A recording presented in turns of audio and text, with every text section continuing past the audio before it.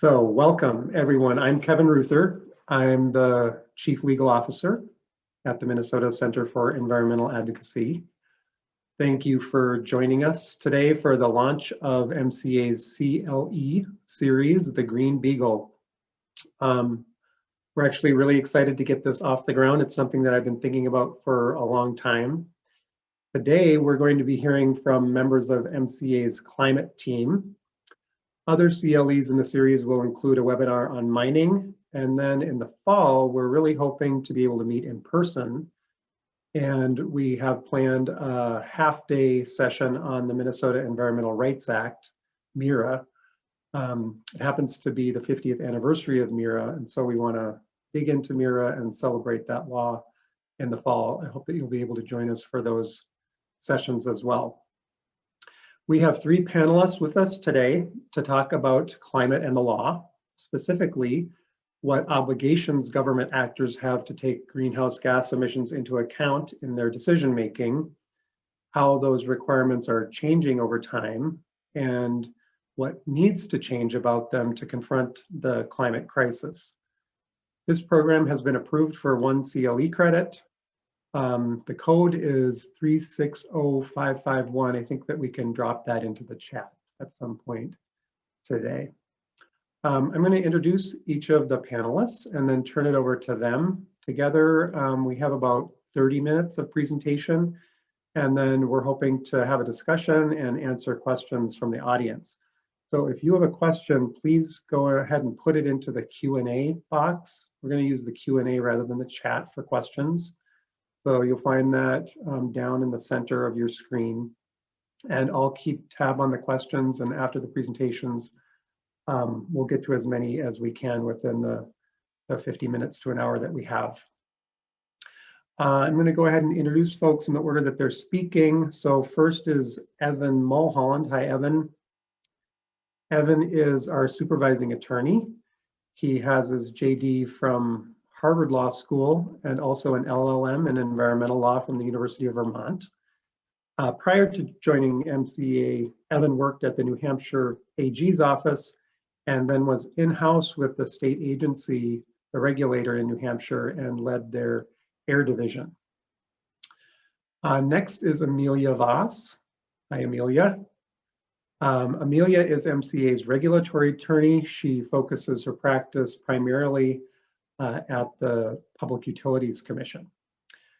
Amelia graduated magna cum laude from Valparaiso University School of Law, and she worked for the Hoosier Environmental Council and also clerked in Rice County in southern Minnesota before joining MCEA.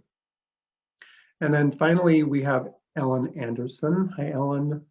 And Ellen is our climate director. Ellen graduated from the U of M Law School and has a long list of accomplishments. Among them, she served for 18 years as a state senator and was also appointed by Governor Dayton to chair the Public Utilities Commission. Most recently, prior to joining MCEA, Ellen led the Energy Transition Lab at the University of Minnesota. So, Evan, I'm going to hand it over to you to get us started. Thank you, Kevin, and I'm really glad to be here. I see a lot of familiar names in the list. Let me share my screen. I just have a couple slides to guide us through. Hold on for a second here. All right, I think I'm sharing. You should see the Green Beagle, and we'll start. All right, again, I'm Evan Mulholland, and I'm going to be talking a little bit about climate at the Public Utilities Commission. All right, so I'm going to first just talk briefly about the Public Utilities Commission, a little bit about what it does, and how the PUC, Public Utilities Commission, has come to consider greenhouse gases and climate emission in its decisions. And I'm going to focus on electric utilities, but if we have time, I'm also going to briefly touch on pipelines, particularly Line 3. So for background, what is the Public Utilities Commission? The PUC is a quasi-judicial, quasi-legislative administrative agency of the state. And what it does is, in the electric area, it regulates monopoly utilities, our utilities like Xcel and Minnesota Power, by setting rates for electric service and pre-approving new construction of power plants and lines. And historically and ongoing, the main focus was and remains financial. How to balance the need for reasonable, affordable rates for electric service, the need for reliable electric service to all users in the territory, and the need for the utility to cover its debts and pay dividends to its shareholders. Sometimes people refer to this as the regulatory compact. When you look at what the PUC has been doing lately, a lot of the high-profile climate decisions have been there. Line 3, where and how wind farms should be sited, the plans for our largest utility, Xcel, and then going back sometime, fights over new coal plants. But this focus on climate is relatively new for the Public Utilities Commission when looking at its long history of focusing on financial regulation on rates.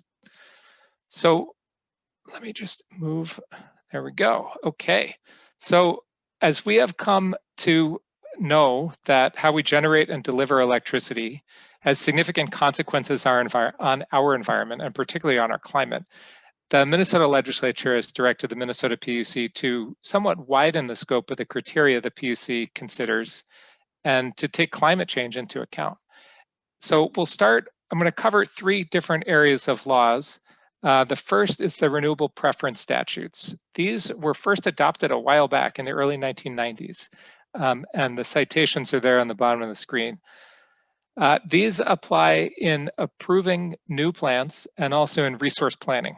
And briefly, resource planning is the process through which a utility and the PUC look at the forecast demand for the next 15-year period and figure out what's the best way to meet those needs through retirement, new generation, different generation resources during that period. So starting with 216B.243 subdivision 3A, this is the renewable preference law. This states that the Public Utilities Commission cannot approve a new large non-renewable power plant like a gas plant or a coal plant or a transmission line serving one of those unless there's no less expensive renewable alternative when you include the environmental costs. And I'm going to talk about them in a minute. And of course, all of these terms the important ones are defined in the statute. So if you're working in this area, go back to the statute and look at these definitions. The next one is 2422, which is in planning.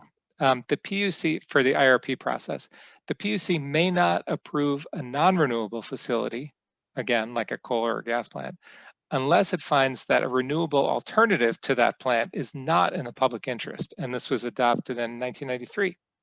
So both of these statutes force the PUC and the utilities who are applying for either the certificate of need for the new plant or the integrated resource plan approval, they have to look at renewable alternatives, but neither of these really directly regulate or limit greenhouse gases or carbon dioxide. And of course, the PUC has considerable discretion in determining how much weight to put on these different aspects of what they need to decide to approve a new plant or approve a plan. For resource planning, the statute is particularly broad. It says to approve a new resource plan, the PUC must find that the plan is in the public interest. And by rule, the PUC is supposed to consider how the plan minimizes environmental impact in addition to other criteria. And that rule is Minnesota Rule 7853.0500. But as we've seen, low rates are always a chief consideration in the PUC. And I haven't found a decision where they're explicit in saying that, we're going to have this renewable alternative. There's a lot of discussion and a lot of weighing of the different factors. All right, next one that I want to talk about is the Next Generation Energy Act, which Ellen Anderson, who's going to speak after me, is going to talk about. She was involved in the adoption of this. This is 2007. Minnesota Statute Chapter 216H covers most of it. First part, it strengthened the renewable energy standard. This is 216B.1691.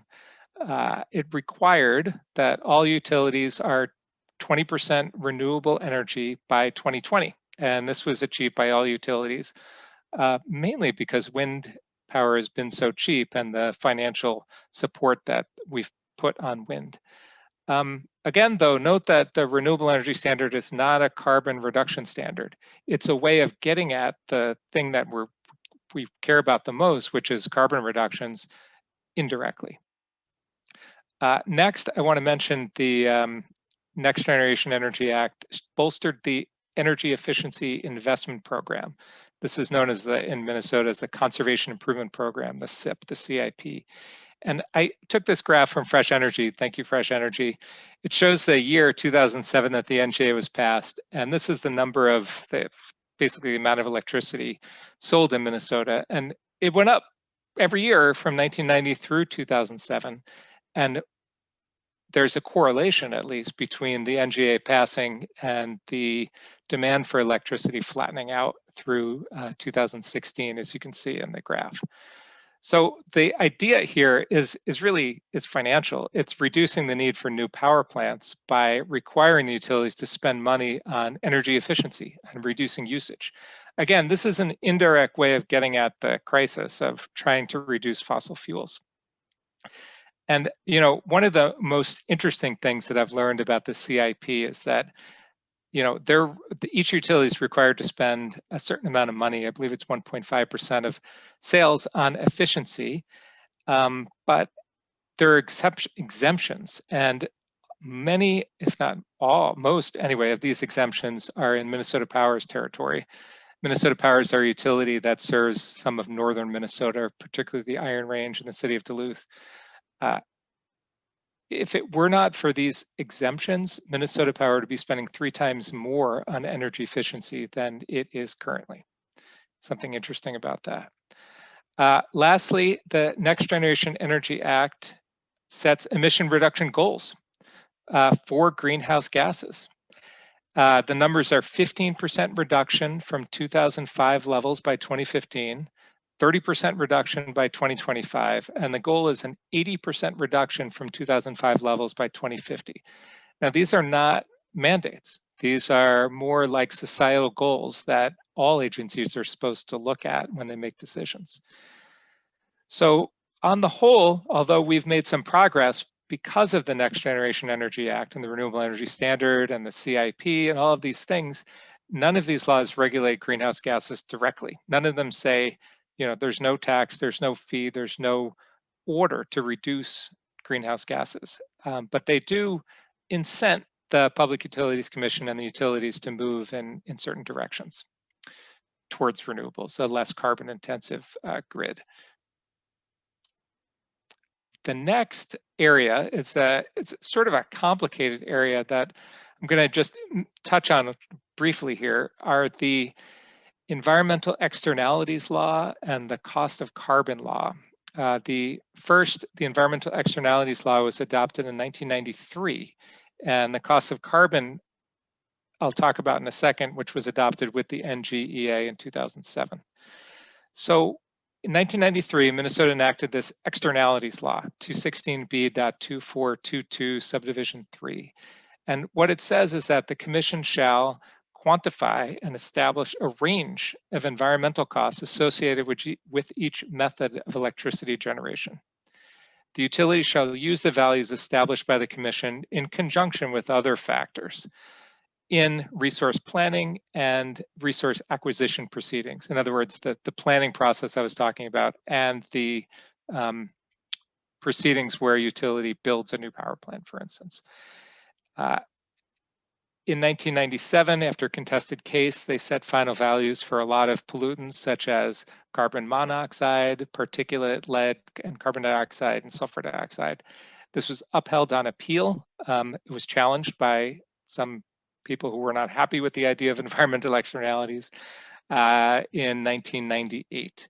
And the idea here is to take into account the costs to society, in particular the cost of public health of power plant pollution. These costs aren't really paid for. They're a cost that is sort of they're a cost, but they're not a cost in dollars for a utility. And these values are periodically updated every couple of years by the PUC.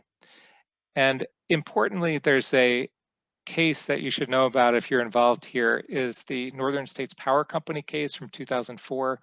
I can put the link in the chat afterwards, but the PUC doesn't have to do much to comply with this law. The Court of Appeals said that this statute, plain language, does not require the Commission to make specific findings regarding the extent of the environmental and socioeconomic costs of a project.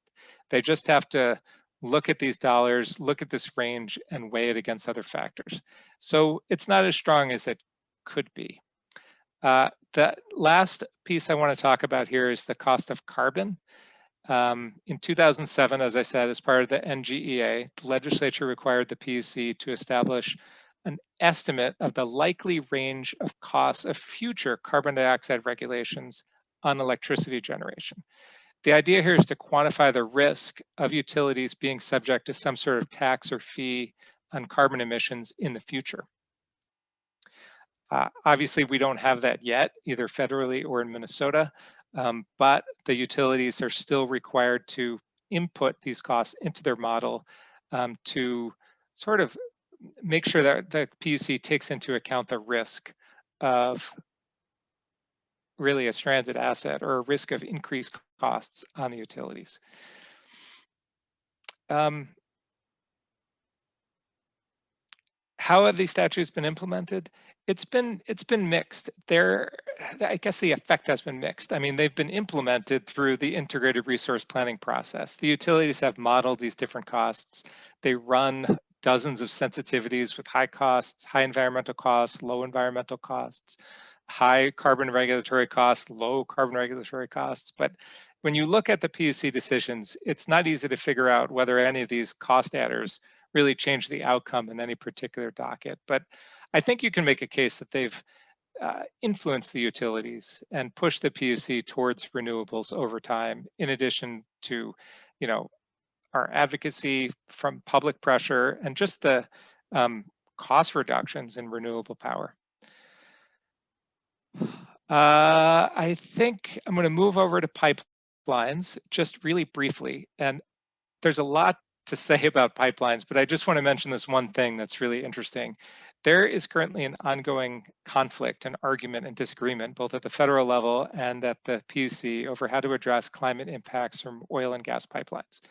And really, here's the core of the question, is should the environmental review, should the environmental impact statement for these pipelines quantify the climate impact of the combustion of the gas or oil flowing through the pipeline? Or should the analysis just look at the environmental impacts of the pipeline? For instance, how many acres of wetland will it harm? How much forest will it fragment? What's the chance of it spilling? So as most people on this call probably know, the PUC approved the Line 3 pipeline again during 2020. But one commissioner, Commissioner Sugar, dissented in the May 1st, 2020 order, and I'll put this in the chat too. He noted that the negative consequences to society of approving Line 3 are substantial, and he argued that Line 3 would promote more consumption of oil in the US, and the PUC should look at that. And he also said you can't ignore the climate effects of the combustion of the oil that will run through Line 3. The PUC majority discounted this and said that the greenhouse gas emissions would not, these from burning the oil, the ultimate end user, would not result directly from the project and could essentially be ignored. And they voted 4-1 again to approve Line 3. So I'm going to stop there. I assume we'll get into some discussion after, and I'll put this in the chat. And I think we're moving on to Amelia. Great, thanks, Evan. If you don't mind stopping your share screen, I will share mine. Great, all right.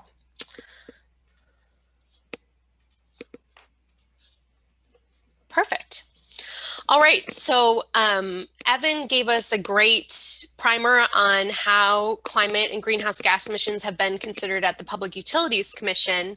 I'd like to turn now to more broadly looking at how climate and greenhouse gases are considered for other types of projects outside of utilities, and how that factors into decision-making about whether to give projects a permit. So this is really looking at climate and greenhouse gas emissions in the environmental review process.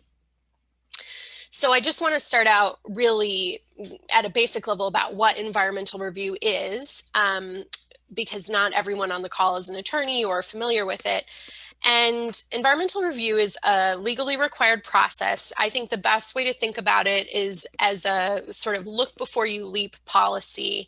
And it's really meant to ensure that before we give a project a permit, we look at the potential environmental consequences of going forward with that project. So at its most basic, environmental review usually looks like the following. A project that is applying for a state permit, and this can be a whole variety of projects. It could be a golf course. It could be building a new high school. It could be a new animal agricultural operation. Projects like that, before they, or as part of applying for their state permit, they're asked to fill out a form. It's called the EAW form. And that form asks a series of questions to try and identify the project's possible effects on the environment. And if it looks like the environmental effects of a project could be potentially significant, then environmental review requires further investigation to be done through a more robust analysis. This is called the EIS form. And ultimately, the goal of gathering this information is that the permitting authority has the best information to make the most informed decision that they can. So do we need to modify the project, or is there a way to modify the project that could reduce some serious impacts? Or is there an alternative to the project? Or does it not make sense to go forward with the project because the consequences are just too great? And so environmental review has to be completed before that permitting decision is made. So, you know, we have all this information in front of us when we make that permitting decision. So currently, when we look at environmental review, right now projects are not really required to consider their climate impacts as part of the environmental review process. There are a few projects that currently are. And it's historically mainly been projects that are required to get an air permit. So often things, you know, you would think about a project maybe with a smokestack as a good example of a project that would have to consider its greenhouse gas emissions. But limiting it to projects that only require an air permit leaves out a lot of projects that are still pretty significant greenhouse gas emitters. I've included some examples on this slide, large animal feedlots, new building projects. And, you know, something that's kind of interesting to me about the environmental review process is that it does look at things like proximity to schools, whether a project is going to cause a lot of noise or sort of nuisance conditions like odors, but we're skipping over sort of this fundamental problem of greenhouse gas emissions and climate change. And I think that's really because environmental review as a process was created in the 70s at a time when people weren't really talking about climate change and greenhouse gas emissions. And, you know, we just haven't updated the process to sort of be aligned with our understanding of climate change and the fact that it's really the greatest environmental threat we're facing today. So ultimately, this means that until very recently, across Minnesota, we've been approving projects without really studying their climate impacts at all, or possible opportunities to reduce a project's climate impacts or greenhouse gas emissions before we give them a permit. So there's a lot of opportunity to do better here. So one of the more recent solutions to this issue of not considering climate during environmental review came about during a case that MCEA brought in 2018, and this was the Daily Farms case. And just to give a little bit of background about the case, so Daily Farms was a large dairy feedlot in southern Minnesota, and there, you know, were different concerns about the feedlot, some of them water quality related, but one of the concerns that MCEA raised was when we reviewed the environmental review that was done for the project, we looked at that EAW form that I mentioned. there wasn't any discussion of greenhouse gas emissions. And dairies particularly are really significant greenhouse gas emitters. There's many greenhouse gas emitting sources, but certainly the manure lagoons that are found on these sites, as well as just the digestion process of cattle, creates pretty significant methane emissions. So we ran a calculation at MCEA based on the number of cows that would be at this facility. And we found that the annual emissions from this facility would be about 106,000 tons of carbon dioxide equivalent per year. And so you can see on the slide, that's, you know, to put that in context, about the same as greenhouse gas emissions from, you know, 23,000 or 23,000 cars. So it's a significant amount of emissions.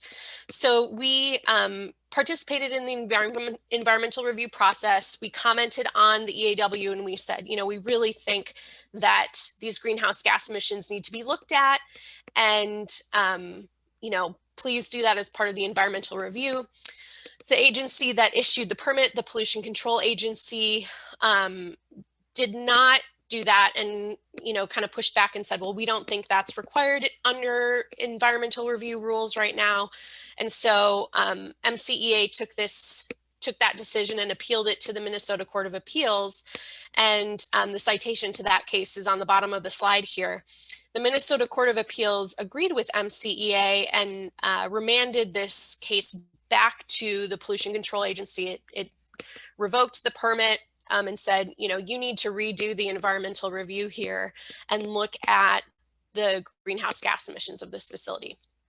And so that was the first time that I'm aware of that, you know, we've looked at the greenhouse gas emissions from an agricultural facility during the environmental review process. And the Pollution Control Agency has now started to do that for other feedlots that have come up after the Daily Farms case. So that's one way that we've made some progress on considering greenhouse gases during environmental review. And then the second is our state agency that governs how environmental review should work, which is the Environmental Quality Board, has put together its own subcommittee known as the ERIS subcommittee to look at how we can update our rules and the process of environmental review to include a climate analysis for all types of projects that have to go through environmental review. And their goal here, which I think is great, is that, you know, all the people who participate in the environmental review process, government agencies, the project proposers, and then the public, have access to good information about what the climate consequences of a new project are going to be, and, you know, are able to use that information to say, we want this in our community, we don't want this in our community, we want this in our community with some modifications before a permit is granted. And so just to give a little bit of context about what the Environmental Quality Board Subcommittee is looking at, they've put together a draft proposal that was released in December of last year. And that proposal would require, it proposes to modify environmental review to require all projects that complete that EAW form to quantify what their annual emissions are, which is great. And then it also asks all projects to identify what mitigations they're planning to incorporate into their project to reduce those emissions. And then for some projects, it asks them to go a step further and discuss, you know, okay, if you're not planning to incorporate any greenhouse gas mitigations, can you identify what would be possible? What are possible ways to reduce these emissions that you could incorporate into your project design? And then also tell us how you see your project fitting in with our state climate goals, the Next Generation Energy Act goals, which Evan mentioned and Ellen is going to talk about more in detail momentarily. But, you know, we have this state framework that's a plan to reduce our total state greenhouse gas emissions. How does your project align and fit in with that? Or, you know, is it aligning and fitting in with that?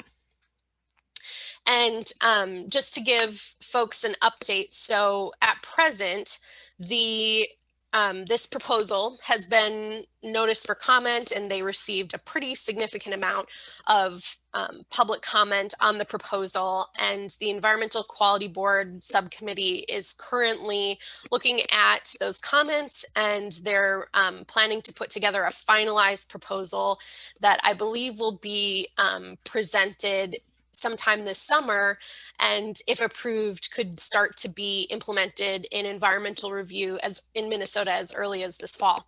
So this is a really exciting process to keep an eye on, and it would be great if we have, you know, climate considerations and greenhouse gas emissions estimates and environmental review really soon.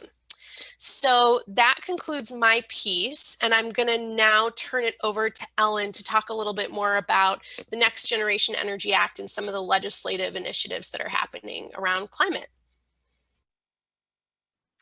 Great, thank you, Amelia. And if you, okay, you've unshared your screen, so I will start by sharing my screen. See if this works.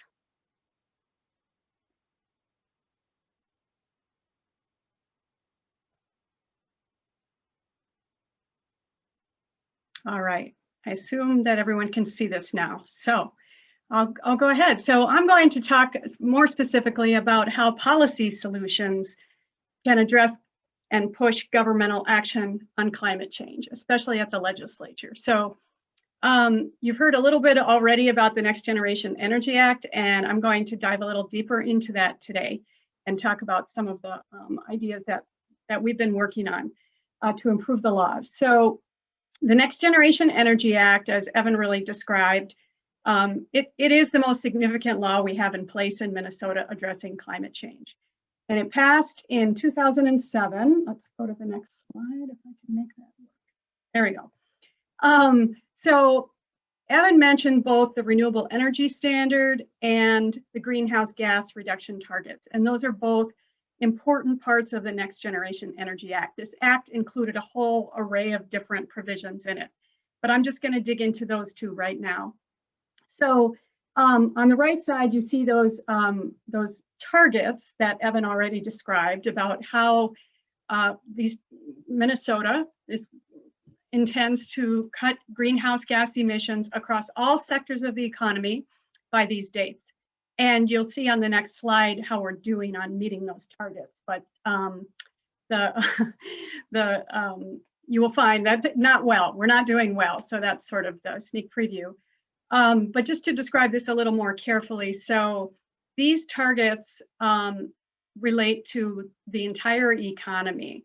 They are not just about the electricity sector. So this says we're going to be trying to reduce greenhouse gas emissions in areas of transportation, agriculture, industry, waste, buildings, and electricity. All these sectors are included in this. And so that makes it a very comprehensive climate approach. The other thing I will mention is because I was in the Senate and worked on this bill, I know that the 80% by 2050 target that was put into the Next Generation Energy Act, this was based on what the top scientists in the world said was needed to avoid the worst impacts of climate change in 2007. And that was the IPCC, the Intergovernmental Panel on Climate Change, the preeminent scientists who have peer-reviewed studies, and that the Paris Accord was based upon, was this assumption that an 80% reduction of all greenhouse gas emissions, or CO2, globally would limit the emissions to 2 degrees Celsius by the end of the century. So that's the greenhouse gas reduction goals. And then on the left side of my slide, you'll see the photo, and this is about the Renewable Energy Standard. And I want to talk a little bit about how they relate to each other and their differences. The Renewable Energy Standard required utilities in Minnesota to meet a certain target for renewable electricity production. And they would have had to either buy or build overall 25% of their electricity has to come from renewable sources, and that's wind and solar and geothermal type of renewable energy sources by 2025. And so one noteworthy thing I'll say about the Renewable Energy Standard and the whole Next Generation Energy Act is that it was very bipartisan. And we know how rare that is in politics right now, especially in the case of talking about climate and clean energy. And I'll say that when we passed, I was the author of the Renewable Energy Standard specifically, and we very much were thinking about climate impacts when we passed it. But as Evan pointed out, what it does specifically is make requirements in the electricity sector to put more renewable energy out. And so as you can see in the photo, there's a much younger and very happy me, but we're surrounded by, Governor Pawlenty signing this bill and Democratic and Republican legislators surrounding him. So it was a really important moment in our state's legislative history that we were able to do this on a bipartisan basis, and it was nearly unanimous when it was passed. So what I want you to think about is the kind of legal differences between these two provisions that were part of the same overall Next Generation Climate Act. So the Renewable Energy Standard was a standard, which means it's a mandate. It's a requirement on utilities that they meet this. And the law was really successful. And not only did the utilities comply with it, but they met the targets 7 years ahead of schedule, which was pretty remarkable.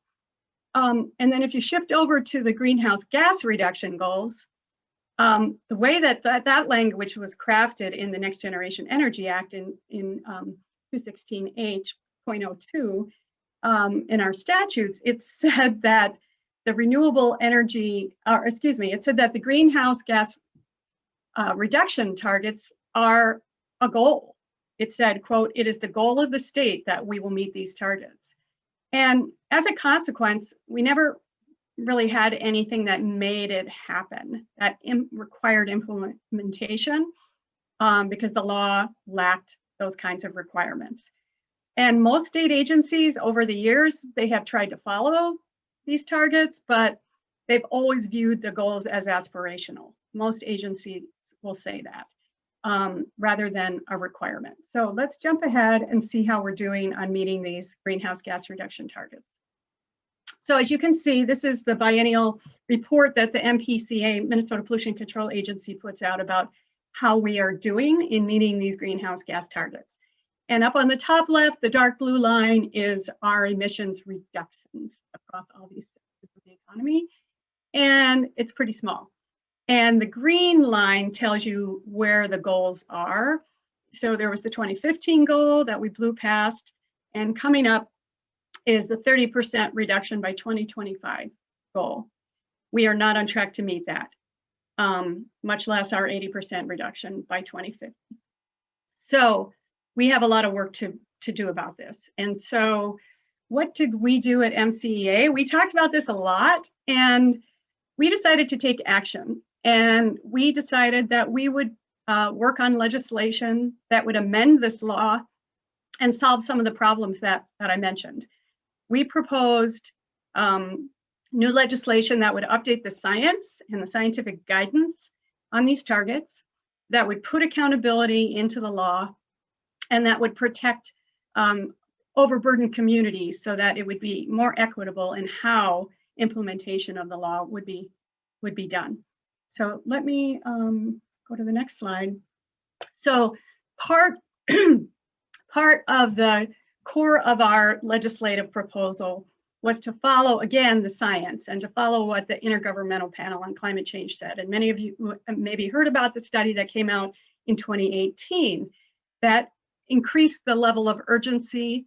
And the scientists said that we really need to be able to reach 1.5 degrees and limit warming to 1.5 degrees Celsius by the end of the century to avoid the worst impacts of climate change. And that was the more strict target in the Paris Climate Accord. And so this report warned us that we really need to cut global emissions nearly in half within a decade by 2030 in order to get on track to do this. And we need to be at net zero by 2050. So we put that into our legislation. And let's see. I will jump ahead to the last slide. and talk about the legislation that we put together. So we added, as I said, the new targets. So we required a 45% greenhouse gas reduction target by 2030 and net zero by 2050. So those were, updating the science. Secondly, we proposed changing the role of government so that it would be clear that governmental agencies must incorporate these greenhouse gas reduction targets into all governmental actions. And that was a pretty robust requirement that would add accountability and enforceability of these rules. And we also required that communities could not be disproportionately impacted by greenhouse gas pollution. So we drafted this legislation and we met with the House of Representatives. They have a House Climate Caucus, and the chair of the House Climate Caucus, Representative Acom, was the chief author of this bill and proposed it and introduced it in the House of Representatives, and Senator McEwen in the Senate introduced it. So we really believe that this accountability language that says that governmental agencies must be accountable to these targets and must incorporate them into their actions and decision making, we think that it would really hold state agencies accountable, finally, for meeting these targets. And I'll cite the White Bear Lake Restoration Association versus DNR case that was in front of the Supreme Court in 2020. And in that case, the court made it clear that under the Minnesota Environmental Rights Act, claims can be used to enforce statutorily required agency obligations. And that's sort of the missing link that we don't have in the existing law, that there needs to be a requirement that agencies have to follow this, and it has to designate who is responsible, which agencies are responsible. So this bill, which we named the Next Generation Climate Act, passed the State House of Representatives, which is really wonderful. Unfortunately, it did not receive a hearing or a vote in the Senate. And so we're going to keep working on this and move forward. And we can talk more about what's going on with the legislature and why it's hard to pass climate proposals. But if I have a couple more minutes, I want to mention real quickly a couple more really important pieces of legislation that were also proposed this year. And the 100% clean energy bill was proposed the last 2 years, and it was made stronger this year, and it passed the State House, and it calls for carbon-free electricity by 2040, and it increases the renewable energy standard to 55% renewables by 2035. There was also a provision that reduced greenhouse gas emissions in all existing buildings, so that there would have to be work done and incentives created to support all of us who live in homes or in commercial buildings in Minnesota to cut carbon emissions and greenhouse gas emissions, from the use of those buildings, and helping people figure out how they can do it and live in a low carbon environment. I'll say one more thing and then I'll stop because we're running late on time. So there's a number of really great bills that were passed in the House, and again, there was no action in the Senate. And then the other piece I should mention of important legislation that's related to greenhouse gas reduction is the Clean Cars rule. And this went through the rulemaking proceeding after the governor issued an executive order. The Minnesota Pollution Control Agency did the rulemaking process. We were very engaged in this, and it will be finalized sometime this summer, I believe, and the rule will require that more types of electric vehicles are available to consumers in Minnesota, and that manufacturers have to do, produce lower emissions vehicles or zero emissions vehicles and provide those for Minnesota customers as well. So that's the end of my quick legislative coverage, and why don't I turn it back to Kevin.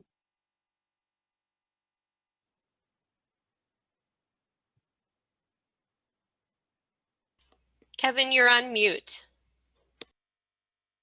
Thank you. Sorry about that. Thanks, Ellen. Maybe Ellen, do you want to stop sharing? Awesome. So we have a few minutes left for questions, and we already have a bunch of questions in the queue here, but I would invite others to keep them coming. Maybe we'll start with, it looks like there's a lot of interest in the EQB process and environmental review. One question quick related to that, Amelia, wondering whether you've seen any changes in environmental reviews that you've been looking at after Daily. So Daily was about the factory farm, but environmental reviews are done for all different kinds of projects. Have people started looking at greenhouse gas emissions in the wake of that decision? Yeah, that's a great question. So like I mentioned, we have started to see the greenhouse gas analysis in environmental reviews for new forthcoming feedlots, animal agriculture facilities, but we've also started to see it in some more commercial and residential development projects. So there was a great environmental review done by the city of Stillwater on a project that was a mixed use development, some apartments above some commercial businesses down below. And they'd never done that before, but as a city, we asked them, would you be willing to do this? And they did it, and they did a great job looking at the greenhouse gas emissions and considering the climate impacts of that project. And we've seen a couple other projects, mainly we've seen it in developments, some residential developments, housing developments, but we've started to see some analysis, which is great. And I think everybody's, really anxious and excited for what the EQB releases to have kind of some concrete guidance about what the EQB thinks is the right way to do it. But in the meantime, we're seeing some good analysis, starting analysis. So that's great. A follow-up question there about the EQB process. People are wondering whether there's still an ability to participate. Is there going to be another comment period? Do you know about that? And where can people learn more information? Yeah, that's a great question too. I will put the website in the chat, but as I understand it, I don't believe there will be another written comment period, but I do know that there will be a couple meetings about the final proposal where the public will be invited to offer just verbal feedback.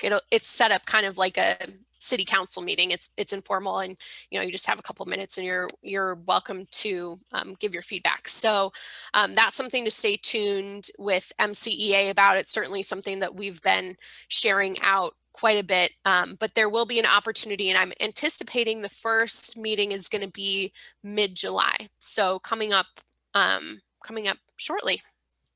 Great. There's quite a lot of interest about line 3. One of the questions here, I think, is a good one about what happened at the PUC. Evan, you mentioned that Commissioner Sugar discussed the greenhouse gas emissions, but the majority actually just sort of ignored that issue in making the public interest determination. What needs to change for that outcome to be different? And I guess the question is also, could the PUC have, the majority have considered the emissions in such a way to get to a different result, even with the existing law? This is a really hard question, Kevin. It's a good one. I think the commission could have been on legal ground if they had all gone with Commissioner Sugar. I think there was enough evidence to support a public interest determination against approving that pipeline. Department of Commerce was against it. Commissioner Sugar obviously was against it. They would have been challenged, obviously, by Enbridge, but I think that there was an argument that they could have made to support an opposite decision. I think the existing law could have supported it, but I mean, the legislature could direct them to do more always. I mean, they have to do what the law says, and if the law says that they have to put more weight on certain aspects or mandate certain things, I think that would help the PUC address climate in the way that we want them to. I'll just say that the PUC is pushing against 100 years of precedent and national and state precedent that's focused on financial regulation. They're focused on service and reasonable rates. So in order to push that, we need to probably have new laws.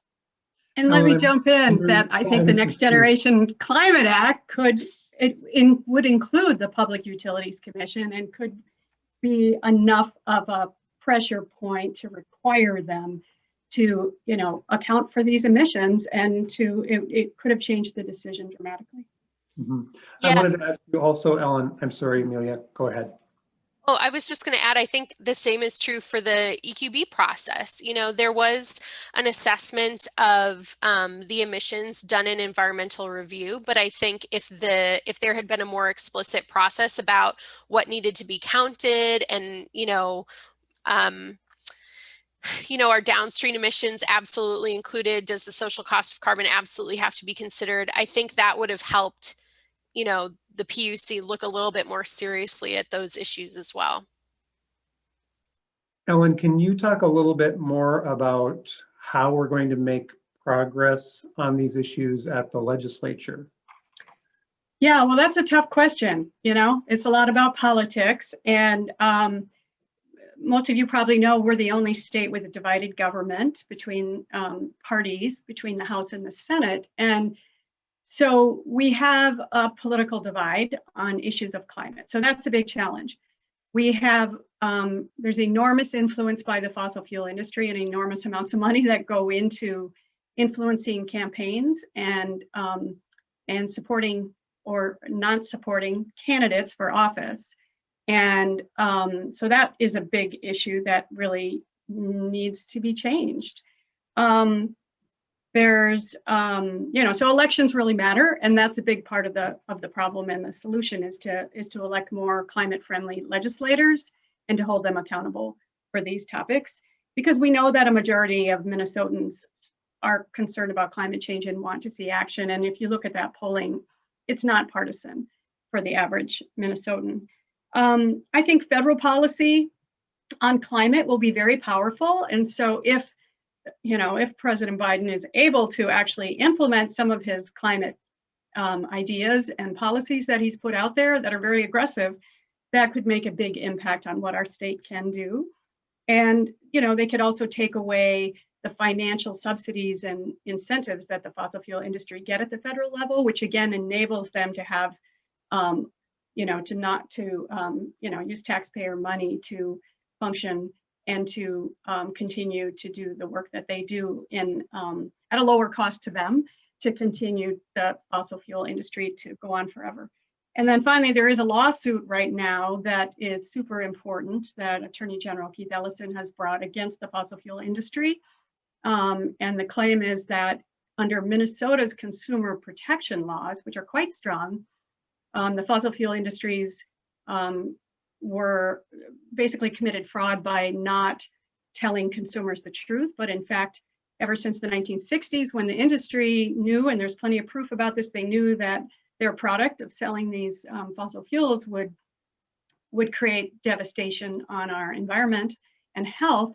And they knew that, and they not only didn't tell people, but they hid the truth, and they put millions and millions of dollars into trying to confuse people and change the subject. And so there's legal measures, there's legislative measures, and there's political measures, and they're all really important. Related to that last issue, we have a question about yesterday's decision out of The Hague that orders Shell to, I guess, reduce CO2 emissions by a certain percent by a certain date. Has anybody had a chance to look at that? We have a questioner wondering about your comments on that. No? Well, I think we've glanced at it. Evan and I for sure have, and it looks like it's based on, in part, a human rights legal analysis, that it was a violation of human rights to continue polluting in the EU with fossil fuels. I don't know, I'm sure there's more to it than that. It's exciting. It's great. Yes, it's exciting. Here's a question that kind of points us maybe to our next CLE. It's actually going into mining, but what will the EQB process mean for sulfide mining environmental review in Minnesota? Yeah, so right now I'm not anticipating a big change. The changes to environmental review to incorporate climate are going to be they're only proactive for new projects that are being proposed and haven't gone through environmental review yet. So there isn't a retroactive component, but also sulfide mining is already required by law to go to the more robust version of environmental review, which is that EIS. And the EIS has been considering climate for a while. I think there's an argument about how well EISs consider climate and greenhouse gas emissions for sure. And I wouldn't be surprised if, we see more concrete requirements around what that looks like in an EIS after this initial round of revisions to that other form, the EAW. I think the reason that the Environmental Quality Board is really focused on that EAW form right now is because, every year there's maybe 100 to 200 projects that go through environmental review, and all but 2 of them complete the EAW. So a very few number of projects complete the EIS. So I think we're starting to focus on that EAW form because that's really where the bulk of environmental review happens. But I wouldn't be surprised if the EAW starts to inform what proper analysis looks like under an EIS as well. Great, thanks. Well, I think that this is a good transition for me to just let people know that we will be holding another one of these webinars, and the topic will be mining. We're out of time for today, but I wanted to thank the panelists. Thank you all. You did a great job. It was very interesting. And thank all the attendees for being with us today. I hope that you will go to our website and register for our upcoming presentations in this series. So the website is mncenter.org. When you're there, you'll also see an opportunity to donate, which you're welcome to click on.